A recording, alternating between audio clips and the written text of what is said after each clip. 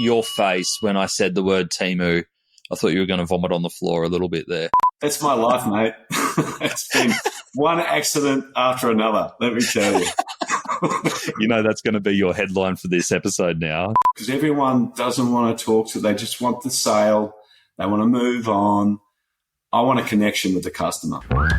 Welcome to Add to Cart, Australia's leading e-commerce podcast that express delivers all you need to know in the fast-moving world of online retail. Here's your host, Bushy. Hello and welcome back to another episode of Add to Cart. My name is Bushy and I'm joining you from the land of the terrible people here in Brisbane, Australia. Today, we are chatting to a true legend in the Australian e-commerce space, Phil Leahy, founder of Retail Global and CEO of MedCart. If you've been to Retail Fest on the Gold Coast, that is Phil's baby, so you probably already have a connection with him. Now, Phil has an e-commerce career spanning over 2 decades, and he's played a massive role in shaping the e-commerce landscape, from running one of the first top-performing eBay stores in Australia to founding one of the world's premier retail conferences, Retail Global. Now he has turned his sights to MedCart, a fast-growing marketplace for health products. In this episode, Phil shares his incredible journey from selling signed Silverchair albums on eBay to pioneering Australia's e-commerce conference scene and how he is transforming his brand MedCart into the leading platform for healthcare supplies. He opens up about the lessons that he's learned along the way, his approach to customer service, which he got through a really tough time with MedCart, and what it takes to run a successful marketplace in today's environment. Personally, after attending a number of Phil's Retail Global conferences on the Gold Coast, I'm just excited to sit down with him and understand the backstory as to how it all came about and his motivation behind it all. As always, a really big shout out to our amazing partners, Deliver in Person and Shopify, for making today's podcast possible. Now, let's get into it. Here's our chat with Phil Leahy. Phil, welcome to Add to Cart. Great to be here. Pleasure to be here. Been a long time coming. Thank you for joining us. Where are you? You're up sunny north, aren't you? I'm in far north Queensland, about 10 minutes out of Port Douglas, in a place called Mulberry Valley, on the side of a hill, 10 acres in a rainforest, surrounded by a national park. It's a beautiful spot. It's where all good e-commerce happens. It does now. It does now. I love it. I can't wait to get into your story because obviously we met when you were founding Retail Global. And you're at Super Retail Group? Yep, I was at Super Retail Group, and you ran a brilliant conference, which is still going today, and left a huge legacy there. We're going to dive into that. But then you've got your new venture, probably not so new now, probably doesn't feel new, MedCart. But before we get into that, I want to go back because as I was researching your story, I came across something fascinating. I didn't realize how deep your roots in radio and music were before the retail game. But I understand there was a moment that you had with Silverchair that kind of leapt you into the e-commerce world. Is that right? Yeah, but the story goes back further to my Sony music days. I worked at Sony as a key account executive, did some A&R, and we launched the Frogstock album with Silverchair, and I was blessed to be in the room as they played their first gigs. And I actually went to America. The company sent me to America, and I got to champion the album in stores over there, which was a lot of fun. So great memories. But the Silverchair story was actually the first album. I had a signed copy from my Sony days, and I had a radio station. I went broke with my partner, and I'm like, wow, what am I going to do? I didn't want to go and work for anybody. And someone told me about eBay and said, why don't you, you've got 2,000 CDs, why don't you go and sell some and get some money so you can pay your rent? So the first thing I listed was a signed copy of Silverchair Frog Stomp. And, I've got a 0 next to my name on eBay, and it's sold. And it's sold for $100 AU. And I went, wow, this is good. But the best part was, a week later in the mail, I got a $100 US note for this album. So An American had bought it, paid, the Australian dollars 60 cents or something. So I went, how good's this? So I started listing some of my CDs, and then I started buying stock, and then I went into the movie side of things. No one wanted the suppliers because eBay was a dirty word. Selling online was dirty. I had to go out to all the independents and get them on first. One by one, word got out that we were doing great business. And then finally, BMG, Sony, Warner Brothers, they all came on board, and then we ended up having around 50,000 listings of CDs and DVDs in stock in South Melbourne. And we were shipping them, 65% of that we shipped outside of Australia. It was great fun. That's awesome. And what did you do with that business, that eBay business? I actually sold it to Deals Direct in 2007. It was the end of the era of the shiny disc, CDs, movies were going, like the DVD was gone on the way out. And I was sick of what I was doing. I really was. And I wanted to change, and Paul Greenberg bought the business from me. Not for a lot. He did pretty well. Brought the customers. I think we had a couple of 100,000 customers.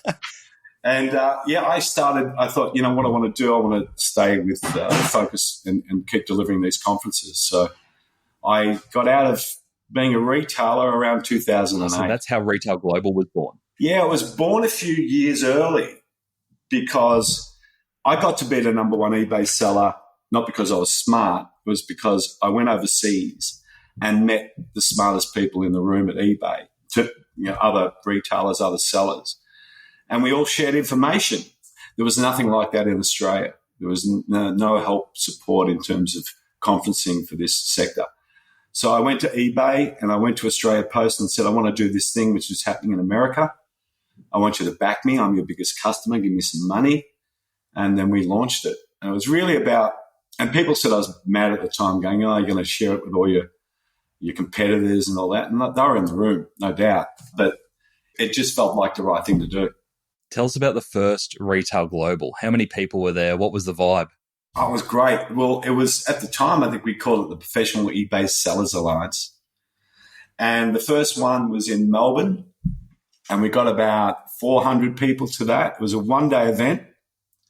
And then the next 2 days later, we did one in Sydney, and we got about the same amount of people, and we did it out at Homebush at the where the Olympics was. And that was the concept. And for the first few years, we introduced the one-day event, and then we turned them into 2, then 3-day. We went between Melbourne and Sydney for a number of years until about 2010. We thought, okay, let's do a destination event, and we went to the Gold Coast. And one of the things we chose around the Gold Coast at the time was, you could put an event on in Melbourne, and if you weren't lucky, you could have other events on, and then hotel rooms would be $500 a night. The same in Sydney. But the Gold Coast was cheap to fly to, cheap to stay in, and you also got your community all in one place. They didn't need to cab it to the venue. They could all stay across the road. And then it's like it stayed there. It's been a beautiful thing. Yeah, I think that's what sets it apart even today still. It almost feels like a retreat. It's like everyone is on destination. You're all stuck there together for a few days.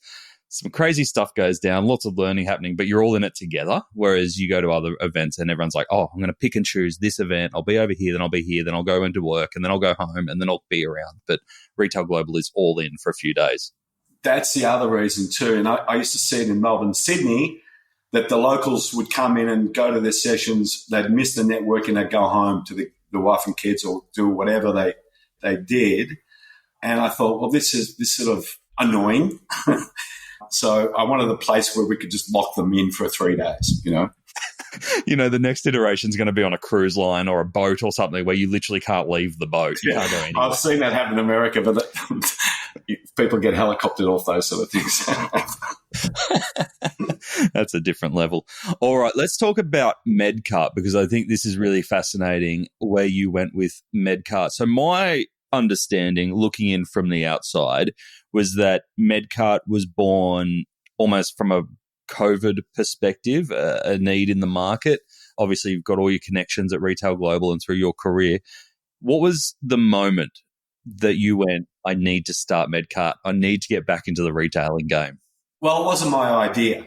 It's a COVID thing. It was a circumstance. I just got back from New York in mid-January 2020. We just delivered the VIP awards at Gotham Hall, which was great. It was pumped up, going great. We've really, just made this thing work and got back to Australia. And then this COVID thing started bubbling. And I'm like, oh, what's going on here? And then, of course, we saw what happened. The lockdown started, I think, in February. My mother became quite ill, and I ended up spending a night with her at Frankston Emergency Hospital. And it was a time when, remember, all the press was saying that the hospitals were being overrun and these people were under the pressure. And I saw it firsthand being in the emergency room. I thought, wow, with this COVID thing, I don't know how these people are going to cope. I'd see nurses, have a swig of Coke, some chips, run to their patient. Half an hour later, another swig of Coke, some chips, go to another patient. And it got me thinking. I thought, well, I thought it was the end of the world. I really did. I thought it was the end of the world. And I thought, wow, I've got to do something to keep my team focused. And we're stuck at home. So why don't we build this thing called Frontliners? And the idea was to go to the industry, give us pallets of drinks and chips and health foods and creams and everything we could get our hands on. When you think of your last e-commerce experience that went wrong, how did it go wrong?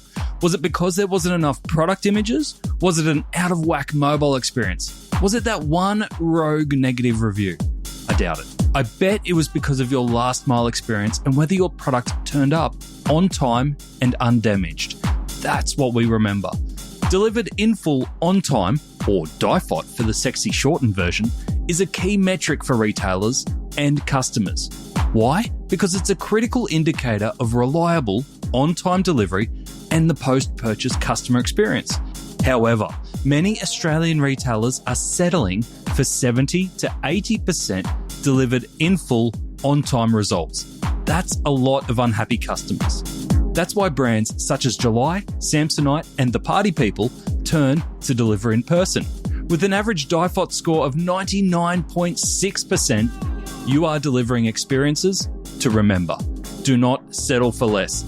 Find out more at deliverinperson.com.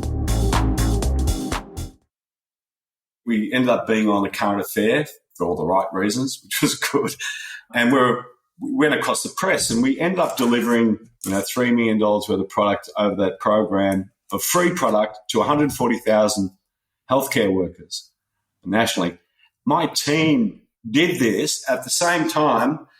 This incredible team launched virtual conferencing, not just in Australia, but in America as well. So we put on virtual Zoom conferencing while our competitors did nothing. We started connecting the industry as well. So all this is going on. I'm like, okay, we're doing the right thing in a charitable sense. We've got this business thing going and then the government's going to start paying us. So that took a load off our mind. So we're on a bit of a high. And then Jason calls me, Jason Wyatt, who's a mate from Marketplace. And he said, look, I've been looking around. I've seen you've got all this, you've got all these healthcare workers, etc. Looking around, there's only classified sites for medical.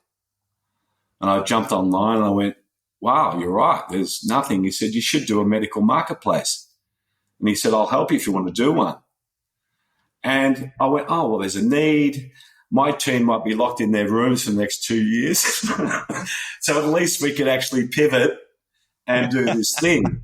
I've met Ash. You don't want him locked in a room for 2 years. No way. I was lucky he was locked in his own house. And then, look, my housemate at the time, Kate Bean, she's actually a famous actress. She was in Chopper, the movie, and a bunch of others. But I said, we need a name. She came up with a name. I didn't. And then we blindly started launching it and getting it going.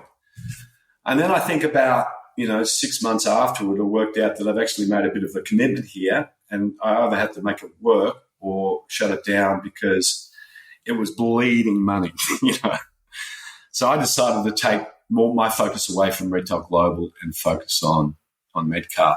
Great.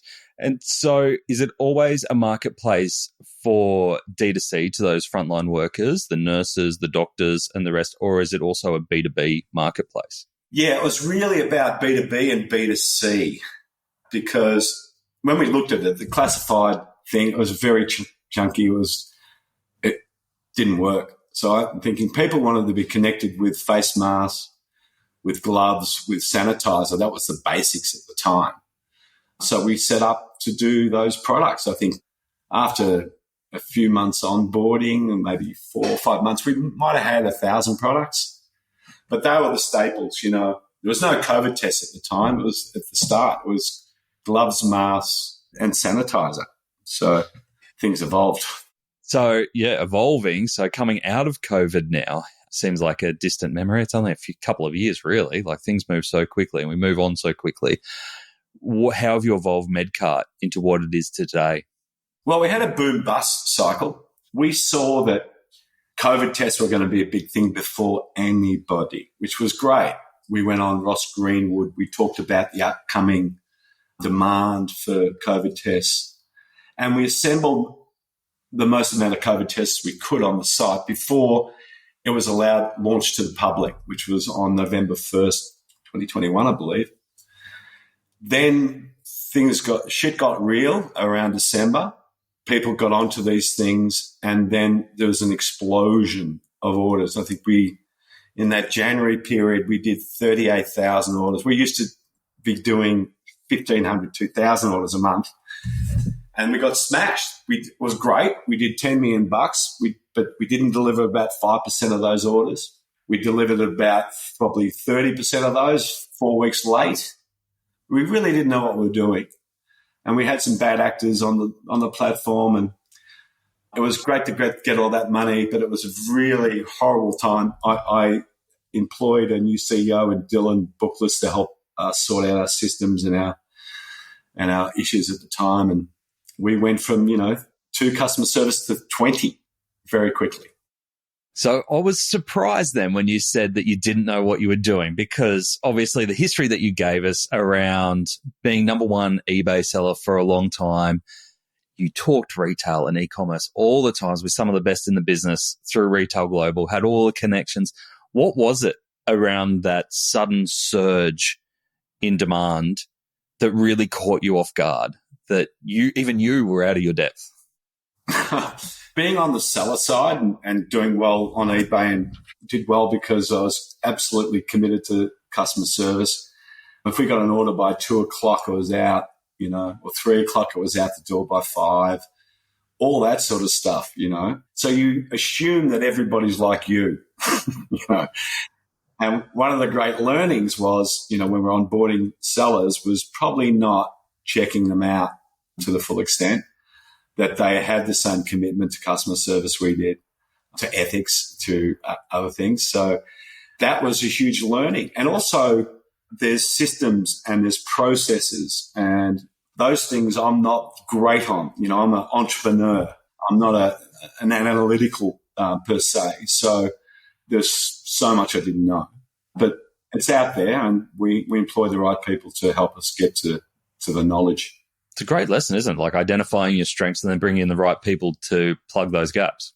Yeah, 100%. You mentioned their customer service, and I saw on the current version of MedCart, it feels like that is an elevated experience there. I mean, you've got the phone number, top right-hand corner for anyone to see a local phone number straight away. There's lots of touch points where people can interact with your team.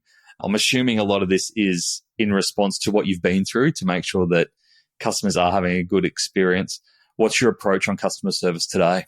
We've got a wonderful team, which we've spent a lot of time and effort with in Cebu.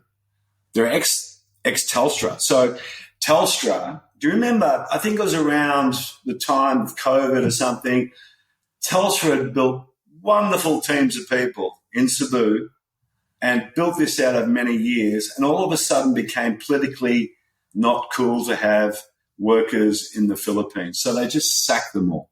So we scooped up the best of them There's the entrepreneur. Well, we were lucky. They came into our possession, and we're like, we're not letting these people go. They're great. And then it was about, training and them hearing our voice and how we wanted to treat our customer and them learning from that. And we spend a lot of money on paid advertising. Why wouldn't you want to talk to your customer? I don't get it. And I didn't get it back then. Even when we had Entertainment House, we were doing, at our best, we're 1,000 units out the door a week. But we had a customer service line. Nobody did. I want to talk to the customer, especially if they've got a problem. I think that is critical because everyone doesn't want to talk to, they just want the sale. They want to move on. I want a connection with the customer. So we've got great people and we want to drive those conversations. It's a two-edged sword. Sometimes, and I don't mind that part, you'll get an 80-year-old pensioner who wants to send you a check for a $20 sale. You just work it out for them. You help them. And then you'll have a customer call up and drop 30K with you. So treat them both the same. I love that. It reminds me of Seth Godin, who I saw speak at a MailChimp event a few weeks ago. Yeah. He's awesome. And exactly what you said there, he was like, we've got companies out there spending millions of dollars on Facebook ads and all the other branding and advertising. Yet when a customer is in their moment of need or they actually want to speak to the company that's been trying to reach them for months or if not years, customer's like, okay, I'm ready to speak. Let's go. They get a message bank or a queue for half an hour. Yeah. It doesn't make any sense. Yeah. No, yeah. Or driving them to chat, which not everyone wants, Exactly. Tell us more around the tech stack that you've got there. You mentioned Marketplace as the core product there with Jace creating the Marketplace. What other tech stack have you got to power MedCart? Yeah, so we launched with full stack Marketplace. And of course, as time went on, it became real to them that they had to get out of that front end side of the business and concentrate on what they're good at, which is the back end marketplace software. So we were told a year and a half out, hey, we're going to make this redundant, which is, great, fantastic. But actually it was fantastic because it was so limited what we could do on Marketplace. So we ended up this time last year, or on the 23rd of October last year, we launched our front end with BigCommerce. So we have a stack of BigCommerce. We already had Klaviyo, but we plugged in SearchSpring, and since we've also plugged in Podium. So that's what we sort of call our tech stack. Cool. And what was some of the use cases that drove you towards, say, BigCommerce over other platforms, especially like the Shopifys of the world? Yeah. So when I say we, the CEO at the time, Dylan, and myself, we went and spoke to everyone. We spoke to Shop, we spoke to Magento, we spoke to all the leading agencies who represent or are really great at those platforms. There was so many different reasons for our choice. At the time, I think Shopify only had its own payment gateway and it snipped a ticket. Its site speed, there's a few things I didn't like about it. Magento was just too enterprise. A great solution, fantastic solution. And the agency, we talked with was a fantastic agency, great insights, Overdose. But we settled with Big, and Big was because of we could strip it out a bit so we could make it quicker. We could actually dump some of the stuff we didn't need in it. We could basically connect it to Marketplace. So it wasn't just, it was organic to why we chose Big, but in the end, there were some commercial realities that came into play as well. Yep, that makes sense. What's been some of your biggest learning around managing a marketplace? Because a lot of our listeners will either be running D2C brands or omni-channel brands, but not operating a marketplace per se, where you've, to the pain points that you raised before is that you're kind of trying to vet other people selling on your platform, making sure they hold the same ethics and standards that you do. But at the end of the day, you are the face and the brand that customers are interacting with. What's been some of your biggest lessons around operating a marketplace? That you have to keep dropping off your worst performing sellers. That's the only way to get to a good spot. The best performing sellers give you 80% of your turnover. The worst performing sellers give you the most pain point. What we're trying to do is take out the pain point, keep it a nice customer experience, and keeping that smooth. So that's probably the biggest learning of them all.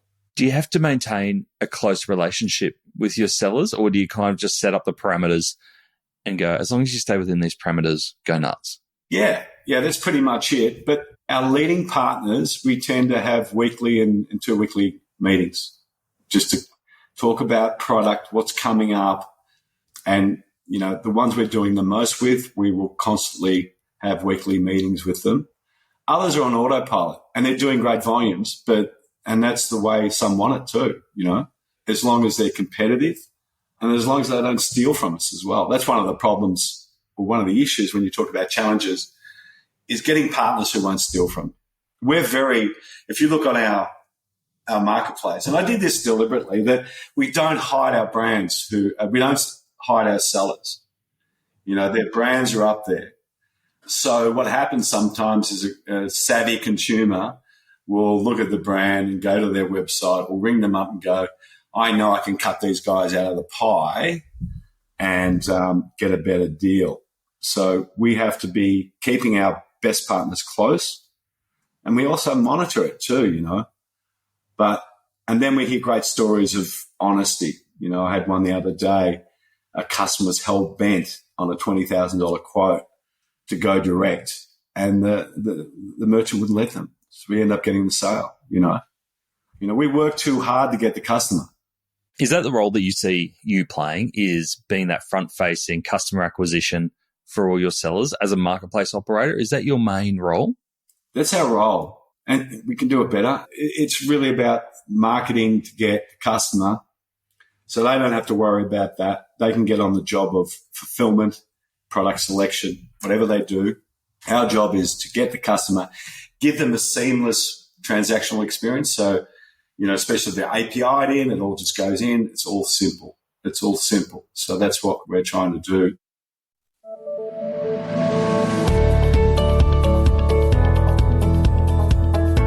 The new climate has accelerated nearly a decade of e-commerce evolution into just 90 days. And just as businesses around the world have pivoted to adapt, Shopify have scrapped their normal plans to help solve the problems merchants face today. At Shopify Reunite, Shopify launched a bunch of innovative new solutions to help you keep up and stay informed on the future of commerce. To see them all, watch the recording at shopify.com.au/reunite.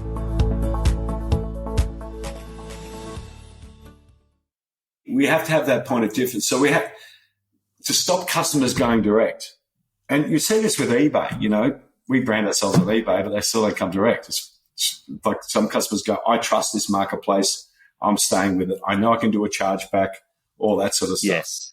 So there's real people on the other end of the line if I need them. Yeah. Our message to our customers is we're your judge and jury here too. Like, we're on your side. We will go into bat for you. And sometimes we take a bit of a hit, even personally, as a company, we'll take that hit as the company to make sure that that customer is satisfied. You're always going to get customers who want to screw you and be problems. But as I say to my team, if we don't have those guys, we're not selling enough. Yes. Okay. Yeah, that makes sense. Is that you're not reaching enough people if you're not reaching that portion of the population. That's right.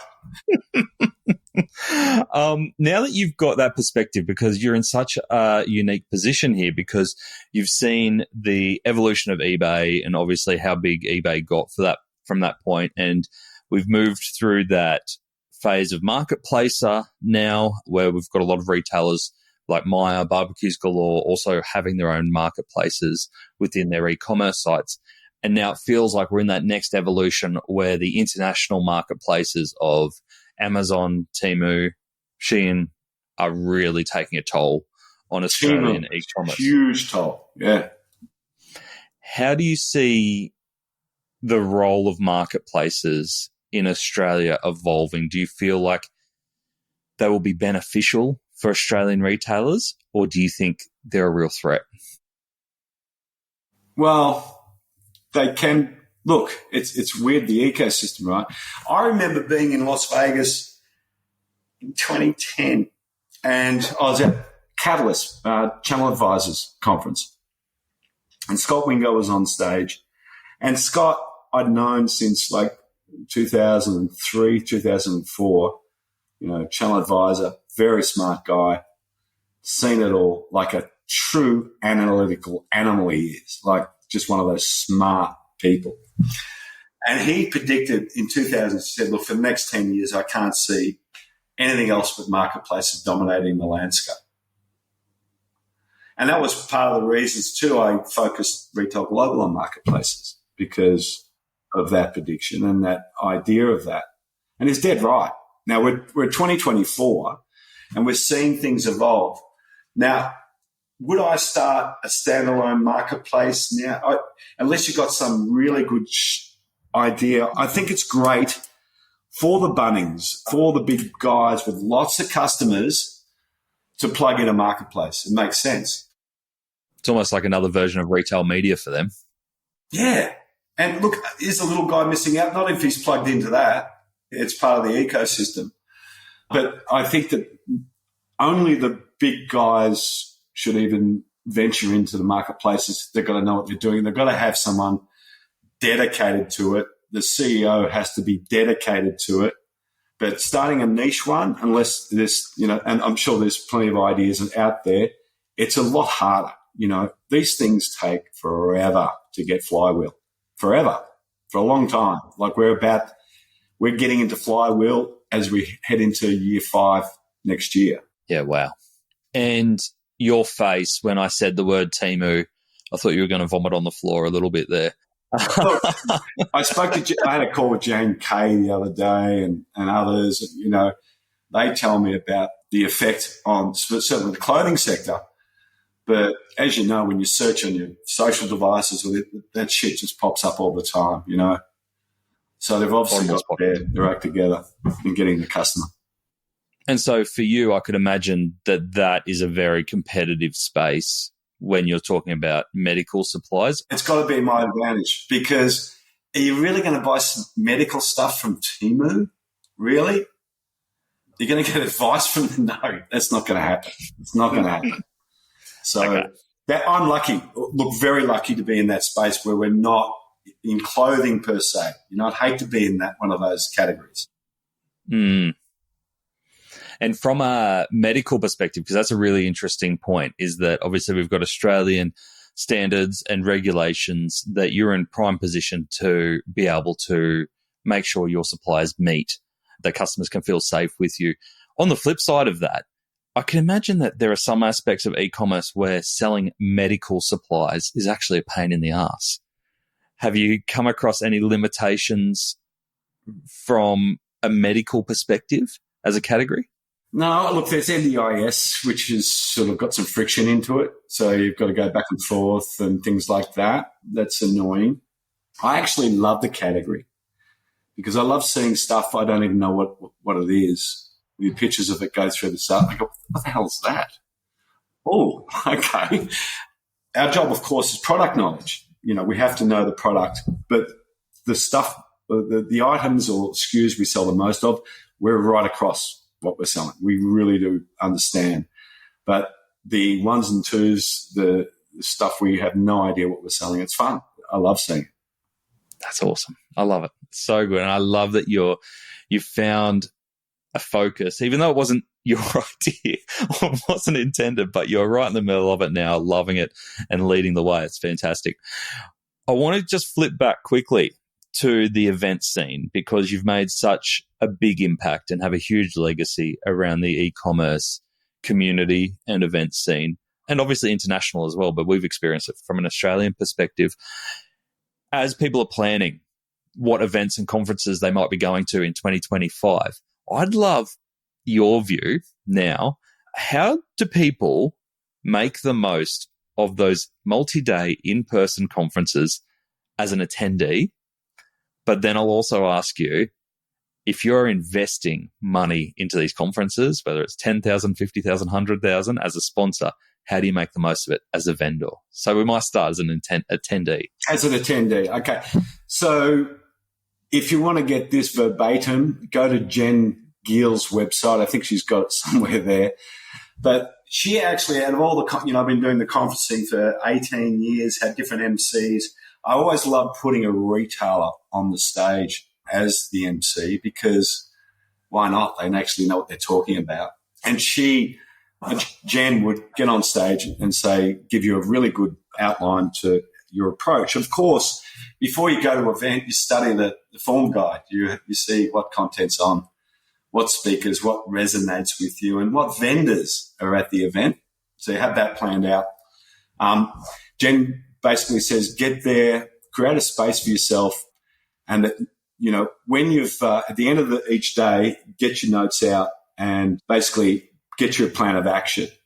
And then after the event, take a day out of the office, do the out of office thing, and basically consolidate what you've learned over that event and prioritize what you want to go after. And don't have a big list. Be focused on, your top priorities, your goals, your pain points, and go into the event with those in mind. And don't get distracted by the shiny stuff. But doing one thing, 100% is better than doing lots of little things. And just post-event, pick on a quick win, an idea to investigate, and a person to contact, and make sure you do those things. Don't let it slip. That's a great tip. And Jen's amazing. She's a fantastic MC and fantastic person in all things e-commerce. The other thing that I've seen people on that same note that I've seen people do really well who get the most out of these conferences is maybe write 2 or 3 problems that you are trying to solve in your business right now and bring them to the conference and be open and honest about them, because whether it is vendors or whether it's people you run into to go, I'm here because I'm trying to solve this problem, you'll find the answer pretty quickly. Yeah, Exactly. Right. And I also think on that is as you get through your career, I often hear people who kind of get 5 years into e-com and they're like, oh, I've been there a few times and I don't think I've got anything more to get out of it. But it's not always about the content, right? It's I think when you're first getting into e-commerce, you kind of just absorb all the content. You go to every talk, you go to every panel, and you're just absorbing to get the language and understand who's who. But your own journey evolves that probably by the time you've been there a few times, you spend more time in the hallways catching up with people and reconnecting and keeping those relationships going than necessarily spending all your time in the conference rooms. That's right. The human connection is everything. In fact, when I was, first started going to conferences, probably some of the best stuff happened at the bar, in terms of, people sharing and then doing Paul Greenberg deals. and then implementing straight after, Yes. I love it. In terms of vendors, what approach they should take. The biggest thing, and I've walked the floor, I don't think any Australian has done the amount of visiting competitors' shows right across America, going to show after show after show. I can't believe how many vendors don't get their basic messaging right on their booths. You've got to let people know exactly what you do in a short sentence and have it clearly displayed, or graphics or whatever on your booth as a starting point. But trick shots, in terms of vendors and engagement, great swag still works. A trick shop like a coffee machine, you go to online retailer or wherever, you go for the free coffee, and that's where you get people in and then you can engage them there. But there's plenty of other engagement tools, like I've seen the basketball thing and all sorts of different tricks. But my biggest tip for any vendor is to look at sponsoring the social networking sessions. I think that they can be great for you. Great way to get your name out there. People tend to look at you favourably when you're shouting them a beer or wine. They do. I love your point, though, around having what you do in a single sentence, because I think it stands for booths, but also websites. The amount of vendors that I speak to that go, hey, have a look at our website, tell us what you think. I'm like, it's a lovely website, but there's a lot of buzzwords there. Just tell me what you do, like, and how you are different to your competitors. Like, just spell it out for me, because retailers aren't trying to solve the riddle of what you do. They just want to know how you're going to solve their problem. Yeah, sometimes I think the content is for SEO and not for the user. Yes, exactly.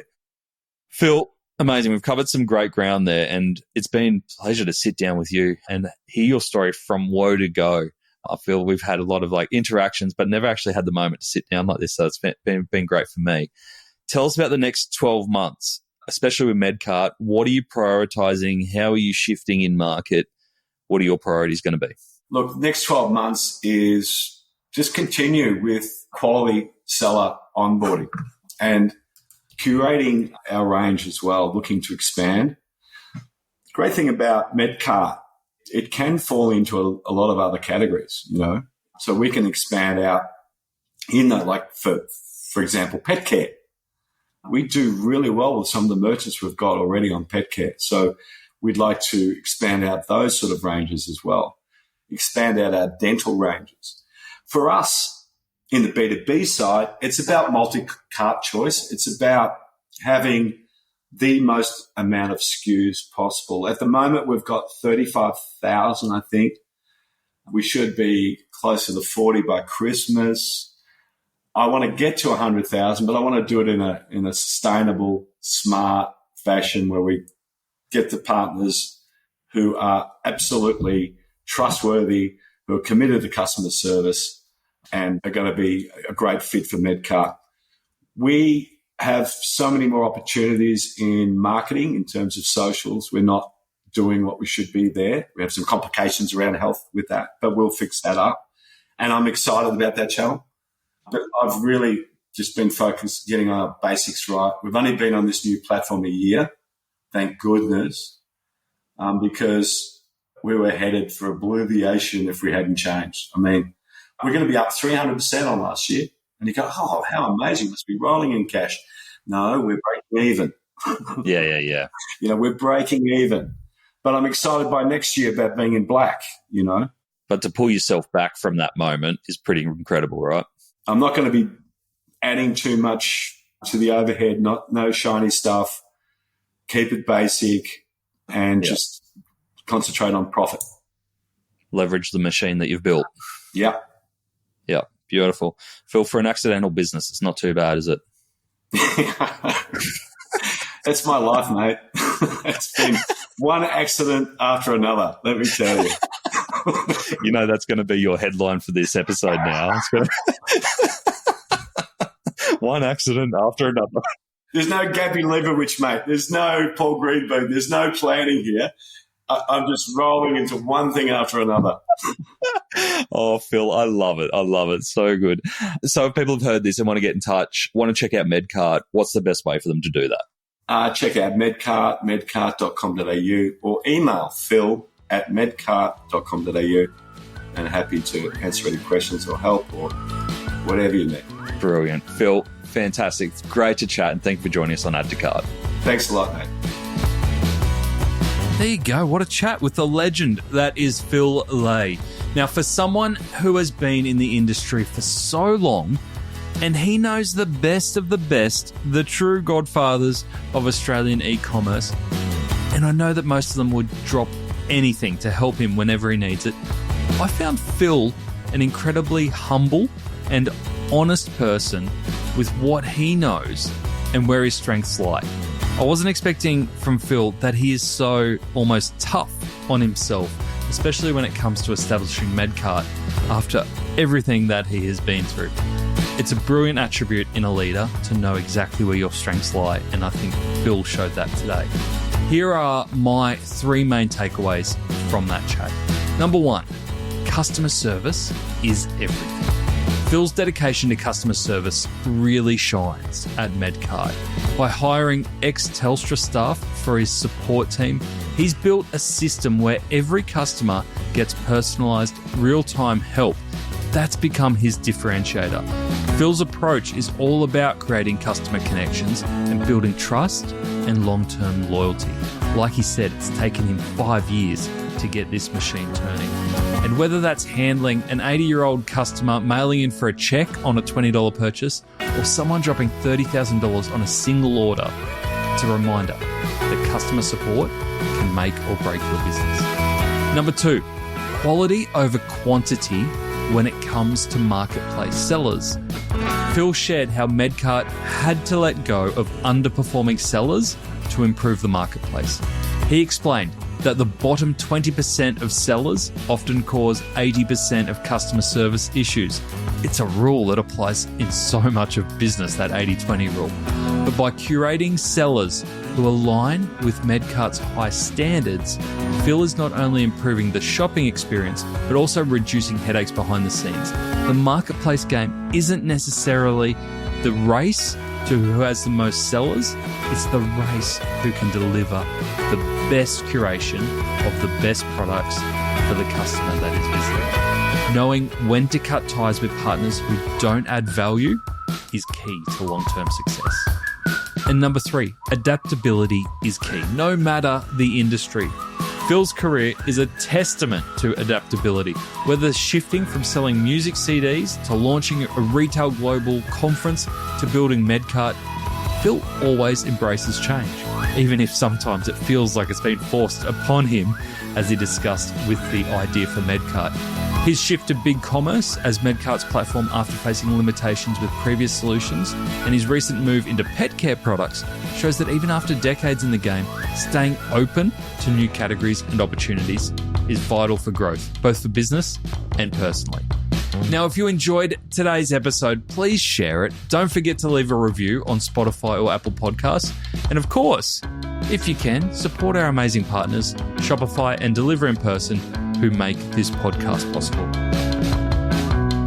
Before you go, we'd love to invite you to join our free e-commerce learning platform, Add to Cart Campus. Meet other professionals and learn from e-commerce experts to take your business and your e-commerce career to the next level. Register to join Campus at addtocart.com.au/campus. Now, if you enjoyed today's episode, make sure you share it with a friend or a colleague, or even better, leave us a review on Spotify or Apple. It really makes a difference.